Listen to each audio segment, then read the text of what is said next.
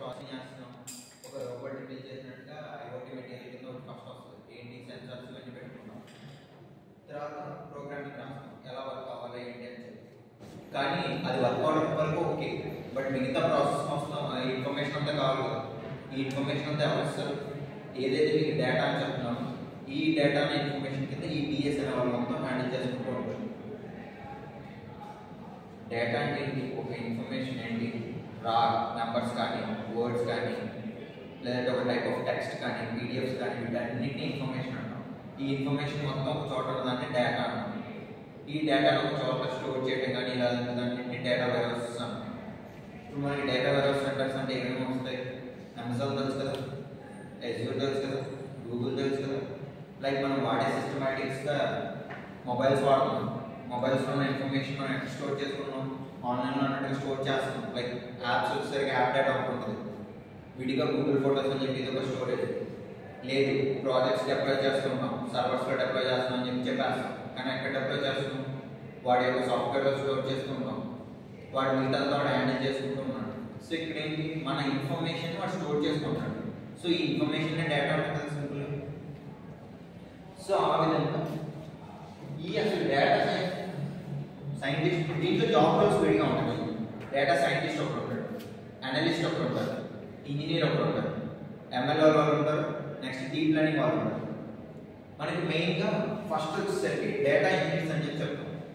ఈ data engineers ఏం చేస్తారంటే మనకి ప్రీవియస్ లైక్ 2000 బిఫోర్ అప్పటి వరకు ఏంటంటే only data scientist, analyst, ML engineers, DL engineers ఉండేవాళ్ళు. వీళ్ళు ఏం చేసేవాళ్ళు? వచ్చిన డేటాని ప్రాసెస్ చేసుకుంటూ ఫ్యూచర్ ప్రిడిక్షన్స్ కానీ, ప్రాజెక్ట్స్ కానీ ఇలాంటివి చేసుకుంటూ ఉండేవాళ్ళు. సో ఇక్కడ ఏం జరిగేది? ఎంటైర్ ప్రాసెస్ అంతా కూడా డేటా సైంటిస్ట్ చేసేవాడు. డేటా కలెక్ట్ చేసుకోవడం కానీ, ఇన్ఫర్మేషన్ క్లీన్ చేయడం కానీ, దాన్ని అరేంజ్ చేసుకోవడం, వీటన్నిటి ప్రాసెస్ కింద చేసుకుంటూ అవుట్పుట్స్ అనేవి కొంచెం యాక్యురేట్గా వచ్చేవి కాదు. సో అప్పుడు ఏం చేశారు?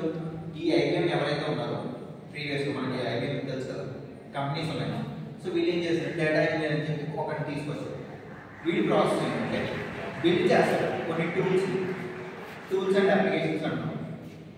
ఇప్పుడు మన దగ్గర టూల్ ఏముంది? ఫోన్ ఒక టూల్ ఉంది.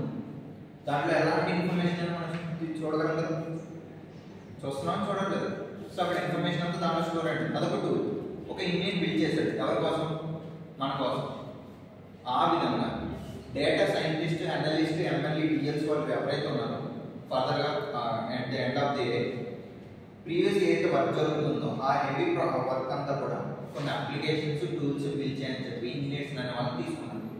వీడు చేసే ప్రాసెస్ ఏంటంటే సింపుల్గా ఒక ఇండస్ట్రీ నుంచి కానీ లేదంటే వాడి దగ్గరికి వచ్చిన ఒక రా ఎలిమెంట్ ఆఫ్ డేటాని తీసుకొని వాడు ఏదైతే అప్లికేషన్ కానీ సాఫ్ట్వేర్ కానీ బిల్డ్ చేస్తారో దాన్ని యూజ్ చేసుకొని ఒక డేటా సైంటిస్ట్కి, అనలిస్ట్కి ఎలా ఇన్ఫర్మేషన్ కావాలో ప్రీ రిక్వైర్డ్స్ అంటే వాడికి ఉంటుంది కదా. ఇప్పుడు నేను రోబోట్స్ మీద వర్క్ చేస్తాను, నాకు రోబోట్స్కి సంబంధించిన డేటా కావాలి, అంతే తప్ప రిమైనింగ్ ఏదైతే డేటా వస్తున్నాడు అలా యూజ్ చేసి అవ్వదు కదా. సో ఆ విధంగా ఈ అప్లికేషన్స్ కింద వీళ్ళు ఏ ప్రీ రిక్వెస్ట్ అయితే అడుగుతారో వాటి బట్టి ఆ అప్లికేషన్స్ అనేవి వర్క్ అవ్వాలి కాబట్టి అలా డిజైన్ చేస్తూ ఇస్తూ ఉండేవారు.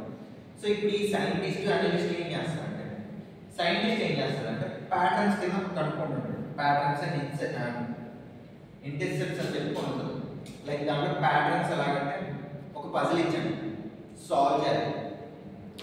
అందరూ ఒకేలా సాల్వ్ చేయదు, డిఫరెంట్ మెథడాలజీస్ వాడతారు. ఒకరు లెఫ్ట్ వెళ్తారు, ఒకరు రైట్ వెళ్ళచ్చు. అంటే స్టార్టింగ్ మెథడాలజీ ఒకరు కింద నుంచి స్టార్ట్ చేస్తారు, ఒక పైన నుంచి స్టార్ట్ చేస్తారు. కానీ ఇక్కడ మనకి డిఫరెంట్ అవుట్పుట్స్ అనేది రావు కదా, ఒక అవుట్పుట్ వస్తుంది కానీ ప్యాటర్న్స్ వేరు, డిఫరెంట్. సో ఆ విధంగా